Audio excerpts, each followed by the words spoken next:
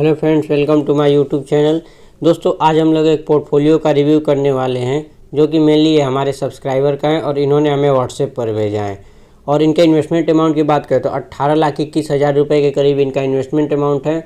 और फिलहाल की बात करें तो इन्हें 5900 रुपये के करीब प्रॉफिट चल रहा है, जैसा कि आप यहाँ देख सकते हैं। तो बिना टाइम वेस्ट किए देख लेते हैं इनके पोर्टफोलियो के बारे में और इनके स्टॉक्स के बारे में।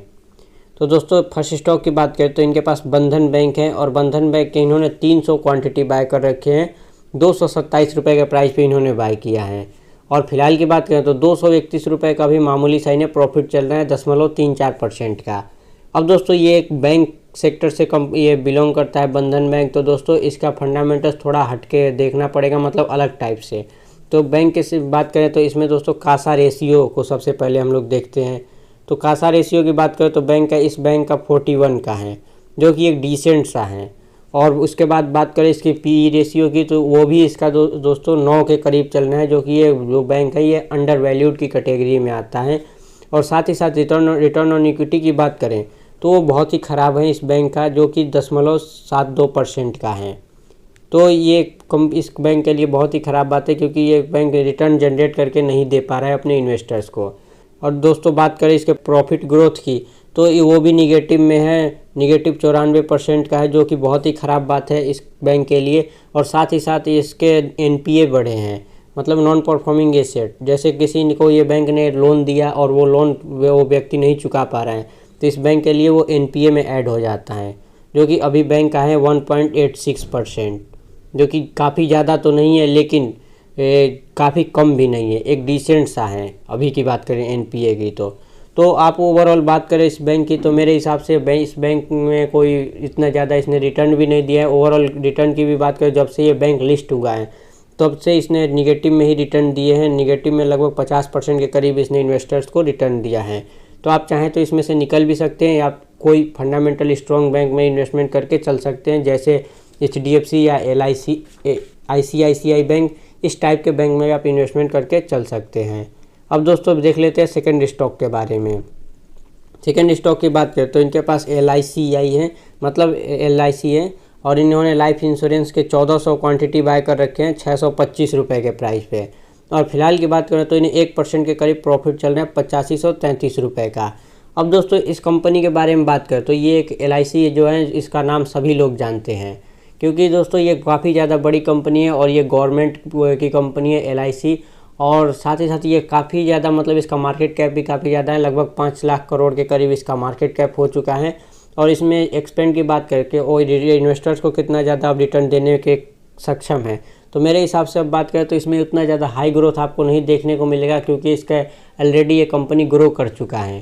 तो इसमें आपको काफ़ी ज़्यादा स्लो ग्रोथ देखने को मिलेगा। तो आप इस वजह से चाहें तो इन्वेस्ट करके चल सकते हैं, लेकिन कोई इन्वेस्टमेंट करना है तो कोई अच्छी कंपनी में इन्वेस्टमेंट करें। वैसे LIC कोई ख़राब कंपनी नहीं है, लेकिन साथ ही साथ इसके कुछ सालों का ट्रेंड देखें तो LIC ने अपना मार्केट शेयर खो दिया है, लगभग 75% से अब गिर के इसका लगभग 64 या 65% के करीब इसका मार्केट शेयर आ चुका है, जो कि एक इस कंपनी के लिए निगेटिव पॉइंट है।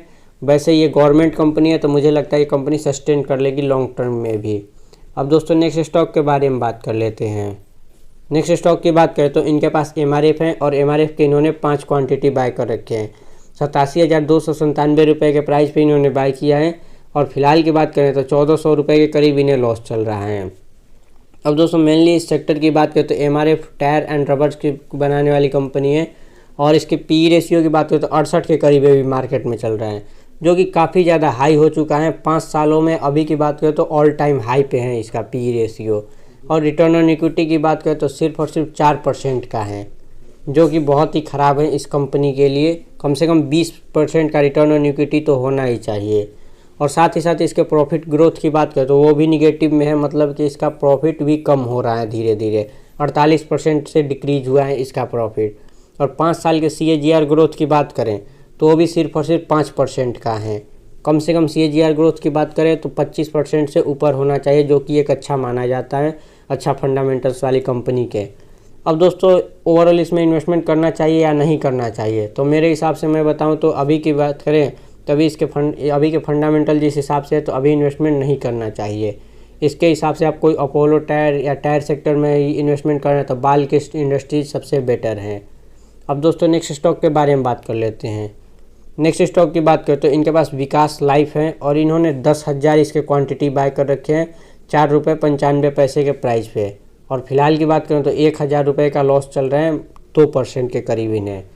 तो दोस्तों ये एक मेनली पेनी स्टॉक्स हैं और ये सेक्टर की बात करें तो ये पेट्रोकेमिकल सेक्टर से ये कंपनी बिलोंग करता है। और इसके पी रेशियो की बात करें तो अभी तो इसका 21 के करीब इसका पी रेशियो चल रहा है। और साथ ही साथ इसके रिटर्न ऑन इक्विटी की बात करें तो वो भी 21% का है, जो कि एक डिसेंट सा है।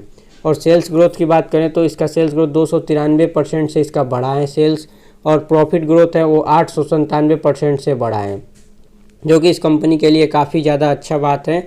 और तो आप चाहें तो इसे कंसीडर करके चल सकते हैं, लेकिन इसका जो मार्केट कैप है वो काफ़ी ज़्यादा कम है, सिर्फ और सिर्फ 647 करोड़ के करीब इसका मार्केट कैप है, जो कि एक इसे माइक्रो कैप कैटेगरी में इसे बनाता है। स्मॉल कैप जो बोलते हैं उससे भी ये छोटी साइज की कैटेगरी है, जो कि माइक्रो कैप कैटेगरी होता है। तो इसमें काफ़ी ज़्यादा अप्स एंड डाउन्स देखने को मिलेगा और अपर सर्किट और लोअर सर्किट इसमें डेली आपको देखने को मिल सकते हैं। तो इस वजह से आप चाहें तो इसमें कम इन्वेस्टमेंट करके चल सकते हैं। अब दोस्तों नेक्स्ट स्टॉक के बारे में बात कर लेते हैं। नेक्स्ट स्टॉक की बात करें तो इनके पास विप्रो है और विप्रो के इन्होंने 1,000 क्वांटिटी बाय कर रखे हैं ₹391 के प्राइस पे। और फिलहाल की बात करें तो इन्हें मामूली सा लॉस चल रहा है 0.12% का ₹470 का। अब दोस्तों इस कंपनी के बारे में बात करें तो मेनली ये आईटी सेक्टर के दिग्गज कंपनी है और ये निफ्टी 50 का भी स्टॉक है। और अभी की बात करें तो आईटी सेक्टर में काफ़ी ज़्यादा पूरा सेक्टर ही डाउन चल रहा है, जिस वजह से विप्रो जैसी भी दिग्गज कंपनी के शेयर इजीली आपको 30 से 40% तक डाउन देखने को मिल रहे हैं। तो आप चाहें तो ये इस टाइम में आप इन्वेस्टमेंट करके ऐसी कंपनीज में चल सकते हैं, जो कि लॉन्ग टर्म में आगे चल के काफ़ी ज़्यादा बेनिफिट दे सकता है।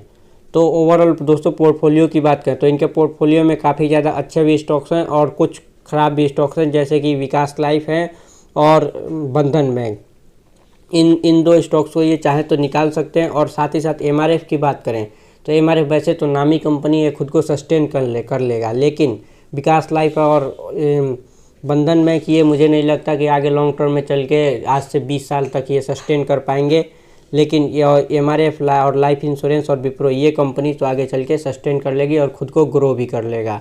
तो ओवरऑल पोर्टफोलियो की बात करें तो इनका डिसेंट सा पोर्टफोलियो है।